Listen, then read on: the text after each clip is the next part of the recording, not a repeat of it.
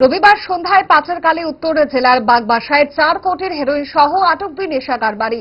জেলার police super Bhanupada Chakraborty নেতৃত্বে এই বিশাল সাফল্য পুলিশের বাগবাসা থানা এলাকায় জাতীয় সড়কে একটি নম্বরবিহীন নতুন পণ্যবাহী মিনি ট্রাক আটক করে তল্লাশি চালাতেই আসে এই সাফল্য।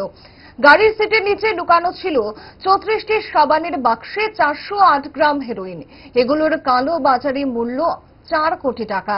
যে 2 নেশা কারবারিকে গ্রেপ্তার করা হয় তারা হলো বক্সনগরের দিলওয়ার হোসেন এবং সোনামুড়ার মানিকনগরের সোহেল মিয়া।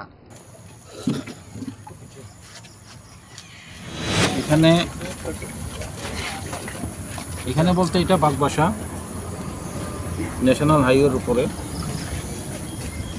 এখানে একটা গাড়ি যেটাতে কোনো নাম্বার প্লেট করেনি, কাগজপত্র যেটা দেখুন 2024 মার্চ মাসে কিনা।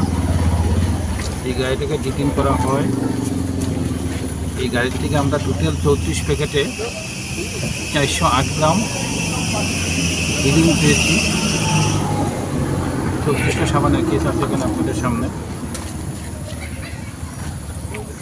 আর এই গাড়ির থেকে আমরা 2 জনকে অ্যারেস্ট করেছি।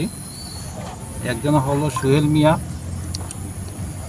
যার বাড়ি হলো মানিকনগর সোনামুড়া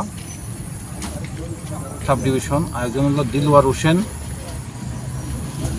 তার বাড়ি হলো Boxanagar under Sonamura sub division. এই 2 জনকে অ্যারেস্ট করা হয়েছে। মালগুলিকে সিজ করা হয়েছে, গাড়িটাকে সিজ করা হয়েছে। বাগবাসা পিএস একটা এনডিপিএস কেস নিয়ে এটা তদন্ত চলছে। মালগুলি কোথা থেকে? এই মালগুলি তো ওরা যেটা বলছিল শিল্প থেকে এনেছে, আসলে এই মালগুলি শিল্প এরকম পাওয়া যায় না।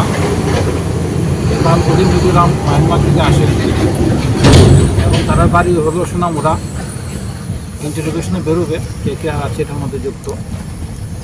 আর বাজার মূল্য তো হয় না, কালো বাজার মূল্য প্রায় 4 কোটি টাকা।